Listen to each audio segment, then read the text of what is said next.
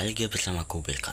Kali ini Becon akan tidak mereaction, tidak bermain, tapi kali ini Becon akan menceritakan kisah horor dari Jogja. Langsung saja kita ceritakan kisah horor ini. Cerita horor kisah nyata selalu mempunyai tempat sabar. Kisah horor gini ya kan? Oke, ayo. Aduh, sabar guys. Oke, ayo.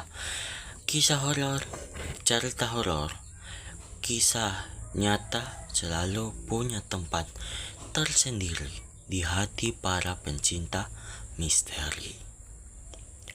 Tak sedikit orang yang merinding membaca kisah-kisah menyeramkan yang benar-benar terjadi, apalagi jika lokasinya tidak jauh dari tempat tinggal kita sendiri. Suasana yang mencekam, kejadian yang tak bisa dijelaskan secara logika, hingga sosok-sosok tak kasat,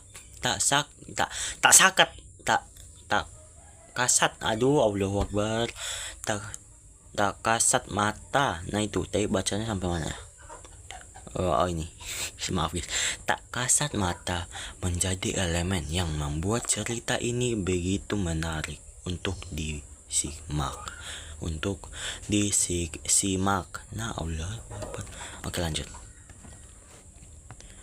Langsung aja kita ke ceritanya.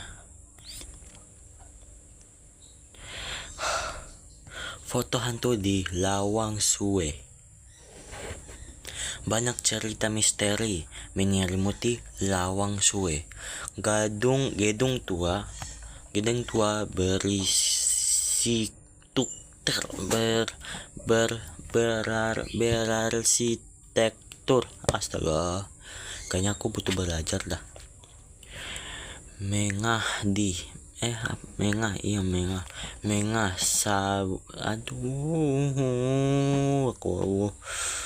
Ya langsung aja kita skip. Oke, yang mana ya? Kalau nggak salah aku udah baca beberapa sampai di mana ya?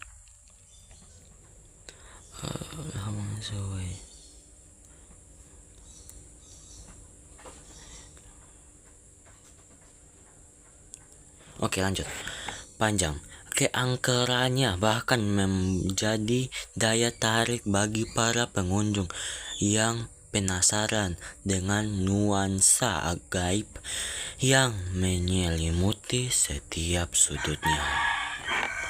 Allahu Akbar, ayam jangan baru dulu Salah satu kisah nyata dialami oleh Andi Purwantoro. Ingat namanya, Adi Purwantoro. Warga Bukit Kencana ya bacanya Kencana. Warga Bukit Kencana, Jaya Semarang. Ini habis Jaya, Semarang, sudah.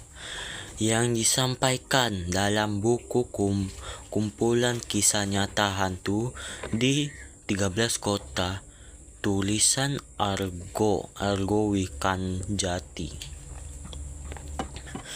Saat mengalami sebuah pameran di gedung tersebut bersama rekan kerja dari Sigar Bencah Kerimik. Adi berniat mengabaikan momen di depan pintu utama Lawang Suwe. Lapun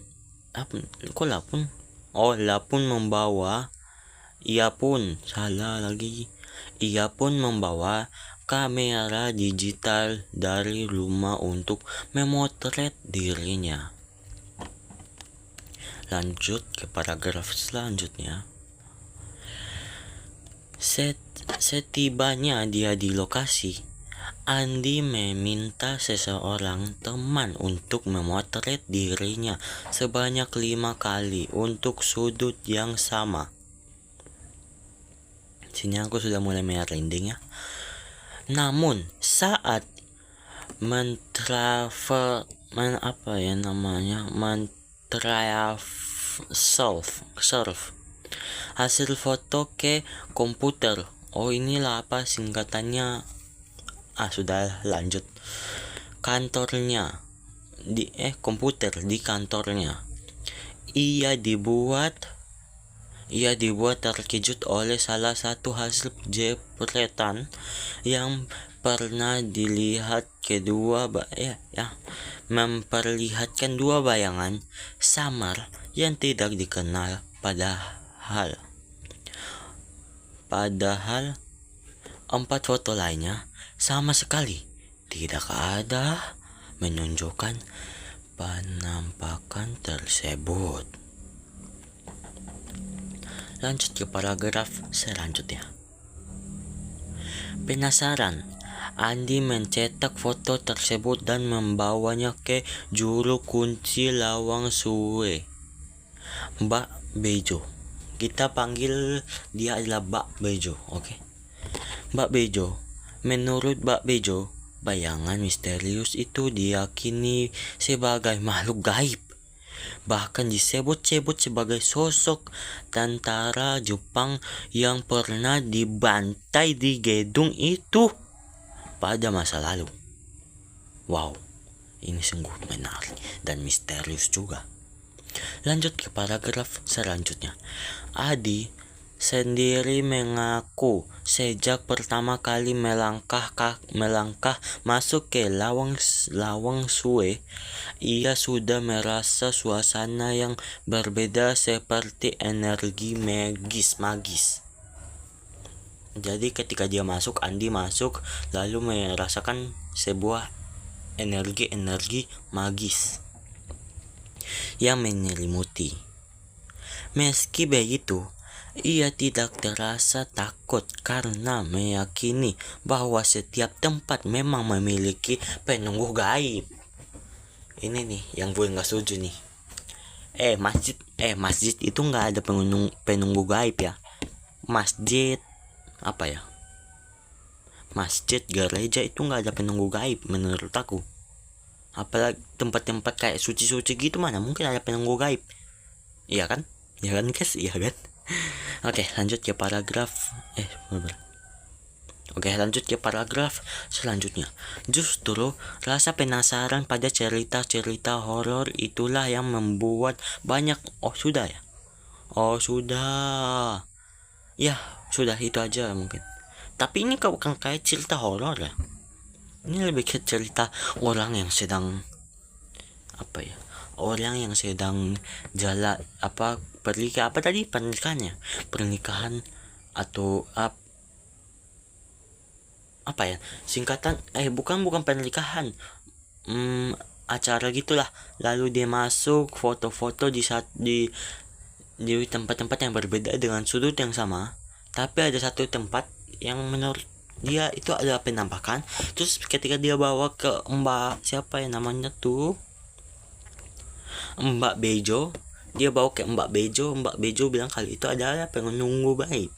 Padahal kan menurut aku bisa aja kan itu kayak mungkin error atau mungkin ada kesalahan ketika lagi jepretan fotonya, ya kan? Ya begitulah, karena kita ini adalah manusia. Mau ngomong apa ya? Ya pokoknya selalu kalian harus percaya kalau makhluk halus itu memang ada. Dan ya kita ini saling hidup berdampingan bersamanya, karena harus percaya itu, karena memang itu adalah nyata. Ya mungkin segitu saja cerita yang kubawakan. Seperti biasa, cerita ini hanya untuk hiburan semata.